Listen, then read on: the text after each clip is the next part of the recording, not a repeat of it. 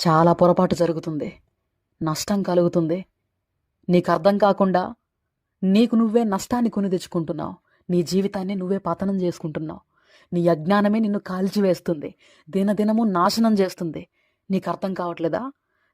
నీ మనసులో నెమ్మదుందా? నీ హృదయంలో ప్రశాంతత ఉందా? దేవునికి సమీపంగా నువ్వు ఉన్నావా?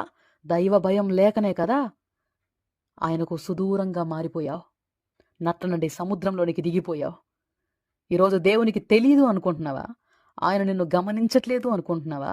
ఈరోజు నీ తల్లిదండ్రులకు తెలియకుండా నువ్వు తాగొచ్చు, తిరగొచ్చు, నీ ఇష్టానుసారంగా లోకంలో పడి చెడి పాపానికి బానిస అవుతున్నావు.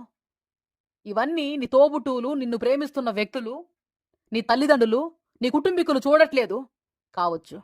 కానీ దేవుడు నిన్ను గమనిస్తున్నాడు. మర్చిపోవద్దు. నీ పాత రోత జీవితాన్ని